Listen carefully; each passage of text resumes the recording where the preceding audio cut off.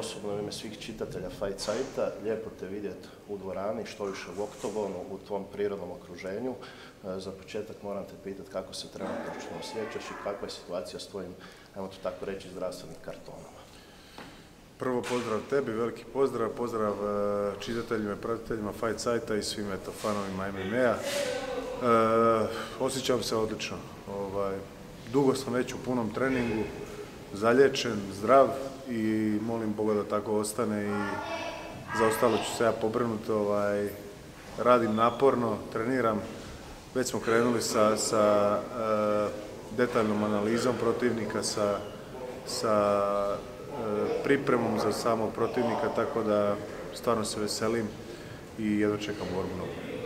Posljednji put smo se vidjeli u Parizu, neposredno uoči tvoje borbe s Ivanom Cutelabom. Kako danas s vremenskim odmakom gledaš na svoj UFC debut? Pa, ne mogu reći da nisam zadovoljan, ne mogu reći da sam zadovoljan. Stvarno, sad smo malo prije pričali ja i ti o cjelokupnom dojmu iz samog Pariza i sve to i samo je ta pobjeda falila da to bude stvarno savršena večer, jedna od najboljih večeri u mom životu, ali eto, nekad takav je život, valjda, mora se gore dole ići, nije sve kako smo zamislili. Ja stvarno nisam sumnjao u sebe ni sekundu da ću ja tu borbu pobijediti. Nisam je pobjedio, bolji čovjek je pobjedio tu večer, pokazao je zašto ima tamo 17 borbi već, zašto je toliko dugo među elitom boraca, zašto je prošao sito i rešeto i dalje tamo, tako da ništa, bilo je grešaka, ja ću ih ispraviti i bit će to sigurno bolje u sljedećem nastupu. Cutelaba je u međuvremenu odradio borbu s Simom Aslanom, kojeg je lakoćom, mogli bismo reći, završio u prvoj rundi ručnim trokutom. Ishod te borbe zapravo na neki način ide i tebi u korist, jer ako povučemo recimo usporedbu između te borbe i tvoje borbe s Cutelabom, zapravo se tu vidi koliko si ti unatoč svim otegotnim okolnostima koje si imao pružio kvalitetan otpor Cutelabi, poglavito recimo u hrvačkom ili parteraškom segmentu koji je recimo u ovoj borbi s Aslanom presudio. Kako ti gledaš na sve to? Pa upravo to, dobro si rekao, mislim da je to plus za mene. Ja smatram da je UFC vidio Ibu Aslana kao potencijalnog top 15 izazivača, znači bio je na pragu ulaska u top 15, to je sama elita poluteške kategorije. Pokazalo se da Cutelaba nije bezazlen protivnik. Očito je on taj neki dark horse, ja sam imao sreću da ga dobijem u prvom meču, mislim da sam stvarno dobio vrhunsko ime za veliki iskorak i da napravim praktički u prvom meču UFC-u ime za sebe. Pokazao je zapravo koliko je dobar, koliko je iskusan i ništa, po meni nije nikakvo iznenađenje. Ja sam i očekivao Cutelabinu pobjedu, ja jesam trenirao sa Ibom Aslanom i znam što taj čovjek može i znam kako bi ja s njim se borio, tako da po meni, eto, očekivana pobjeda Cutelabe i to je to, on već nastavlja svoj put i sad je on zapravo tamo gdje smo možda ja ili Aslan trebali biti, ali sad je Cutelaba uzeo to mjesto. Tvoj sljedeći protivnik na UFC 315 priredbi u Montrealu bit će Navajo Sterling. Riječ je o 27-godišnjem novozelanđaninu, kickboksaču po lokaciji, neporaženom, kažu novoj velikoj uzdanici City Kickboxinga, dvorane u kojoj trenira s Izraelom Adesanjom, Carlosom Ubergom, Danom Hookerom i tako dalje. Dojam je nekako da te UFC ni ovaj put nije baš štedio s ovim uparivanjem. Kako ti gledaš na to i što općenito misliš o Navahu kao svom sljedećem protivniku? Sve što si rekao je upravo ono što ja mislim. Mislim da je razlog zbog kojeg mene štede da se jednostavno u godinama kojima oni žele vidjeti da li ja stvarno pripadam tamo, da li ja imam potencijala za napraviti nešto više ili nemam. Tako da ja nemam problem s tim. Tamo si di jesi i moraš pokazati zašto si među elitom boraca. Tako da dapače, spreman sam stvarno pokazati, veliki izazov za mene, ali velika prilika da sam narastam, da preskočim tu stepenicu koja mi fali, koju sam čekam da preskočim stvarno kvalitetan protivnik, gledao sam u borbe, zadnju borbu u UFC-u sam pogledao i prvih 5 minuta sam se trudio mu pronaći pogrešku u stojci gdje bi ga ja mogao ugroziti. Stvarno radi vrhunski stand-up, ali u hrvačkom dijelu ima prostora i postoji mogućnost za pobjedu. Ja već vidim svoju priliku i stvarno sa velikim samopouzdanjem, to iskreno govorim, ja vjerujem da će ovog čovjeka pobijediti.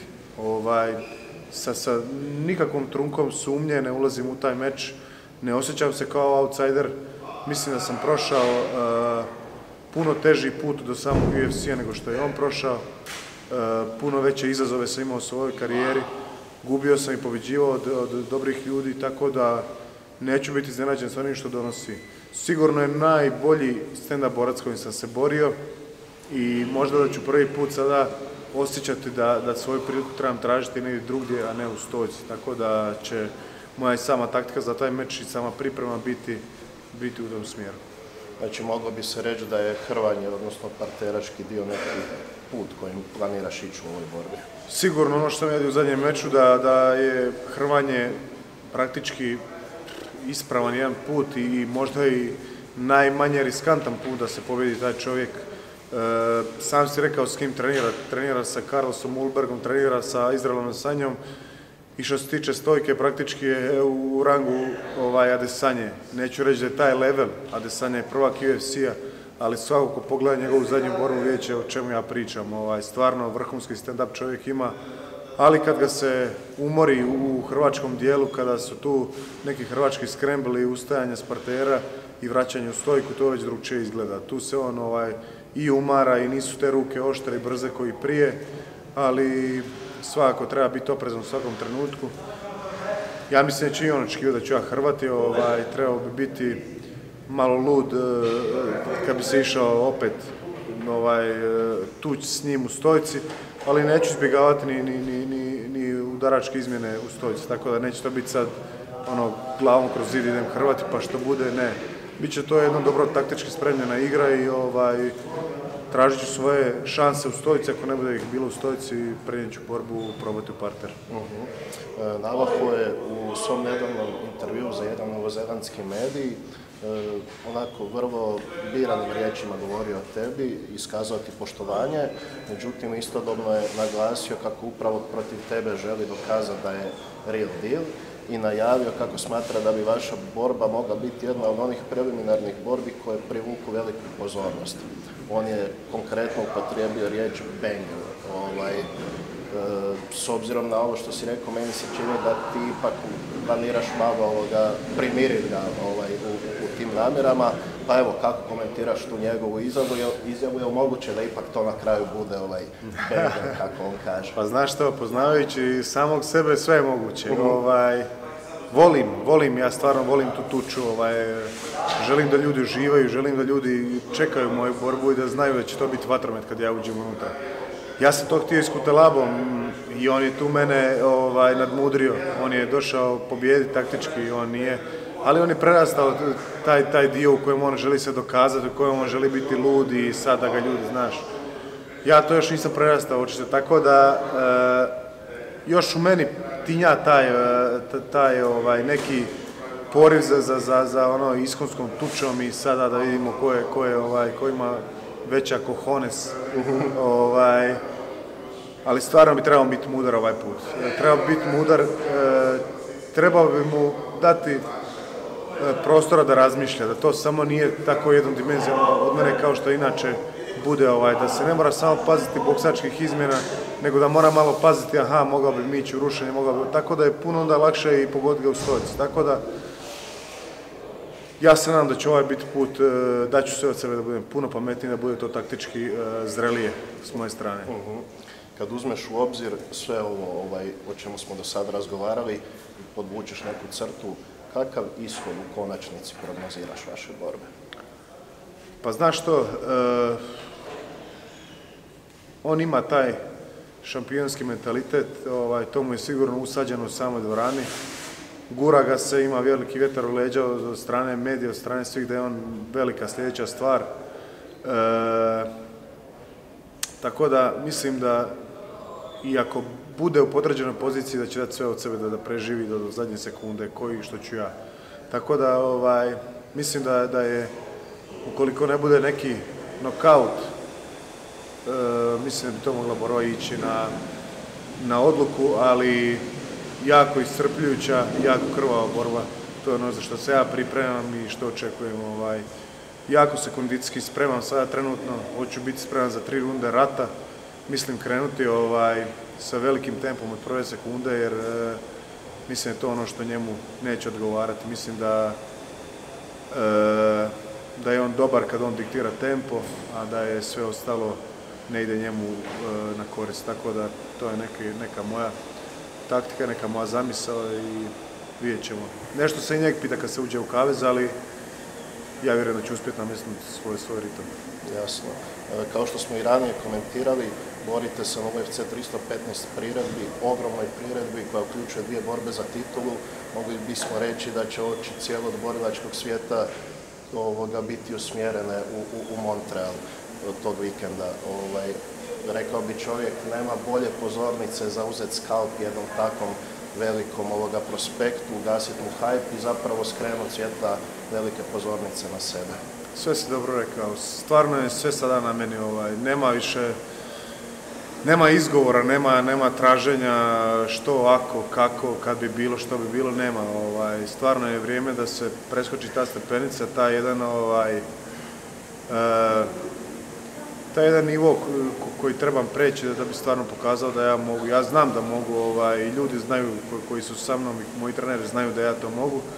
I sad je vrijeme na mene da pokažem. Nemam stvarno sumnje u sebe, prije sam znao sumnjati u svoje sposobnosti, u sebe. Sad stvarno ulazim svjestan svojih kvaliteta i svjestan svojih mogućnosti, tako da ja sam spreman šokirati sve one koji sumnjaju u mene i koji me možda i otpisuju u ovom meču, tako da stvarno sam spreman. Pripremajući se za ovaj naš razgovor, malo sam istraživao, odnosno računao. Ako izuzmemo Ivanu Petrović, koja se bori u ženskoj konkurenciji, posljednji Hrvat koji je ostvario pobjedu u UFC-u bio je Mirko Filipović. To je bilo 11. travnja 2015. godine u onom čuvenom revanšu protiv Gonzage u Krakovu. Dakle, ako ti pobjediš Navaha, u što čvrsto vjerujemo da će se i dogoditi, postaćeš prvi Hrvat s UFC pobjedom nakon točno 10 godina i 24 dana. Tu praktički već pričamo o ispisivanju hrvatske borilačke povijesti. Pa evo, moram te pitati koliko ti to znači, koliko te motivira. Pa sad kad si to rekao, motiviralo me jako. Evo, malo mi je nešto zatrperilo u meni, malo sam, trnci su me prošli. Čim te neko stavi u istu rečenicu s krov kapom, samo da smo u istoj rečenici, da uopće se neka paralela može podvući, je nevjerovatna stvar. Imat ću to na umu kad budem ulazio unutra i poginut ću ako treba za tu pobjedu i da moja ruka bude čvrsto podignuta. To mogu obećati, to ću uvijek obećati. Dok god se borim, ću za zadnji kap krvi se boriti. Moram te još jednu stvar pitati koju sam prethodno izostavio. Kakav je plan priprema za meč s Navahom? Hoćeš li kamp opet određivati na Floridi, u ATT-ovoj centrali ili će ovog puta možda biti nekih promjena? Znači, praktički 2,5 mjeseca sam ja već u punom treningu i radim nekih 8 do 10 treninga tjedno, tako da stvarno sam u dobroj formi. Sad imam tu 5 tjedana i onda početkom 4. mjeseca selim se u ATT, tamo završavam zadnja 4 tjedna priprema i od tamo putujem u Kanadu, zbog vremenske razlike, zbog svega. Mislim da će mi to biti dobro, da sam fokusiran maksimalno na borbu i da nema nikakvih distrakcija. Zadnjih mjesec dana sam odvojen od svega, tako da sve je isto. Zadovoljan sam sa tim kako sve funkcionira u Americi, tako da to se neće promijeniti i eto, uskoro putujem nakon dobrog posla, ovdje putujem tamo završiti posao. Kad smo se čuli prije borbe Miocića i Jonesa, spomenuo si mi da te neposredno prije našeg razgovora posjetio jedan gospodin koji je doputovao iz daleka samo kako bi te testirao na doping. Možeš li našim čitateljima i gledateljima malo ispričati to iskustvo i općenito kako iz tvoje perspektive ti protokoli sad funkcioniraju koji se tiču testiranja? Da, to je bilo tad prvi put, a sad je bilo nedavno prije nekih 10-ak dana drugi put. Drugi put, evo sad sam bio baš sa sinom u jednom sportskom centru, pio kavu i gledao sam djecu kako igraju nogomet i mobitel mi je bio na bešumnom u džepu. Žena je bila doma sa malom i zvala me 5 puta valjda, a ja inače stvarno sam stalno sam na mobitelu, stalno prčkam nešto, ali ovaj put nisam bio. I nisam se javljao i nakon nekog vremena pogledam koliko je sati, vidim propuštene pozive, nazovem i vidim šta je bilo, kaže pa tu ti čovjek došao iz Slovačke, čekate opet za doping kontrolu. Već je bio za stolom, čekao, već ga ona poslužila i onda sam ja brzo trčao doma. Da, čovjek nemamo mi nikog tu zaduženog za doping agenciju, sad nije u SADA, ali je neka druga firma koja sve isto radi. Prvi put su mi uzeli krv i urin, sad drugi put su mi samo urin uzeli i čovjek je došao iz Slovačke, testirao me, u ovom slučaju je došao testirati Gunnara Nelsona u dvoranu, znači kad je završio sa mnom je došao tu dvoranu, testirao je njega i čovjek sjeo nazad za Slovačku, tako da praktički sve je ostalo isto kao u SADA. Ljudi koji su u Americi kažu da nešto rijeđe testiraju nego što je u SADA, ali opet u svakom trenutku ti mogu pozvoniti, meni su pozvonili na portafon doma u ulazu, javiš se, dobar dan, ko je i to je to, eto, i onda slijedi testiranje. Na aktera, što bi se rekao. Moram se kratko dotaknuti i FMC-a. Svjedoci smo apsolutne ekspanzije MMA sporta u regiji, pri čemu je FMC naravno ključna platforma i predvodnik zapravo cijele te priče. Kako gledaš na taj, pa gotovo eksponencijalni rast FMC-a i sve ono što je ta promocija donijela u regionalni MMA sport? A teško mi je to sad i nekako pametno sročiti zašto se to dogodilo i kako se to dogodilo, ali očito su ljudi bili željni kvalitetnih priredbi, kvalitetnog šova i kvalitetnih borbi. Prije se u prošlosti događalo da su to uglavnom mis-mečevi. I uglavnom je lokalni heroj pobjeđivao i svi sretni, zadovoljni, ali nema tu budućnost. Sada niko nema laganog protivnika, svi imaju protivnike po mjeri. Osim samog borbe, ljudi, ne samo muškarci, žene, djeca koje dolaze, onako ostanu paf što se tiče samog šova, same priredbe, cjelokupnog dojma, tako da mislim da ljudi imaju di kvalitetno provesti tu večer, da nije klasičan večer, možeš nešto drugčije vidjeti i cijeli, eto, hype oko toga, ljudi su sada upoznati s borcima, već se mogu poistovjetiti s njima, puno djece vjerojatno i roditelje maltretira da želi trenirati te borbe, pa su i roditelji upoznati s tim, tako da mislim da se sve u pravo vrijeme poklopilo. FMC je došao u pravo vrijeme kad nije više ničega bilo, kad smo se, eto, ne ja sam već, eto, u KSV-u bio, ali dečki koji su počimali, stvarno trebaju biti svjesni koju privilegiju imaju da imaju tako dobru organizaciju, eto, u svojim prvim mečevima i praktički imaju vrhunsku pripremu ako će jednog dana otići u najveću organizaciju ili u neke veće, iako FMC je sada dostigao tu razinu da praktički ti možeš vrhunski živjeti i odrađivati svoju karijeru da si samo u FMC-u, tako da ništa, ja im želim da stvarno nastave tim putem i možda se u nekoj dalekoj budućnosti, ja se nadam što dalje vidimo i u FMC-u. Moram te sad pitati nastavno za to, jasno sad si u UFC-u pa neću uopće ići u smjeru borbi u FMC-u što kažeš što je duže moguće.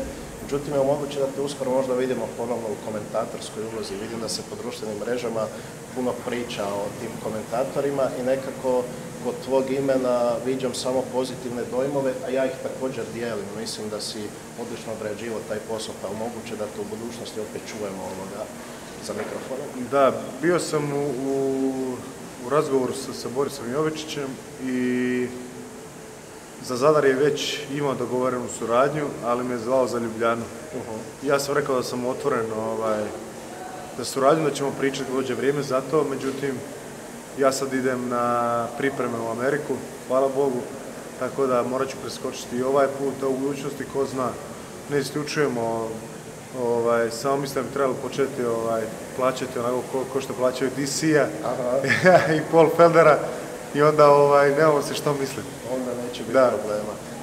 Još jedno pitanje koje se tiče FNC-a, za koje si mi ti zapravo dao svojevrsni šlagvort pod okriljem FNC-a polako stasa ili možda već i stasava jedna nova generacija boraca od kojih bi neke u budućnosti bliže ili dalje također možda mogli vidjeti i pod okriljem UFC-a. Sad me zanima tvoje mišljenje, koga ti među tim dečkima, tu se uvijek spominje nekoliko zapravo istih imena, koga ti među njima nekako vidiš kao najistaknutije kandidate da jednog dana krenu tvojim stopama i potpišu ugovor s UFC-om?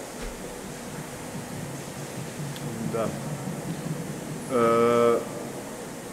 Pa mislim da je prvak FNC-a koji je bio Nikola Joksović najizgledniji kandidat i čovjek koji zaslužuje biti dio UFC-a po svojim kvalitetama, po borbama i po svemu. Mislim da je on broj jedan i da je pitanje vremena, dana, možda mjeseci kad će on potpisati za UFC i mjesto mu je tamo, to je 100%. On je već onako kompletan borac, kompletna ličnost, tako da njega vidim sigurno kao prvog kandidata.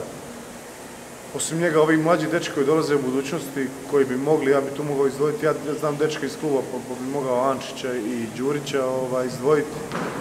Mislim da po kvalitetama imaju stvarno sve, a jako su mladi, treniraju stvarno dobro, tako da oni su jedni od tih i naravno moj sparing partner Tiril Luka Abramović koji stvarno puno napreduje i sve teže je s njim, tako da eto, to su neki ljudi koji mi sad prvi padaju na pamet.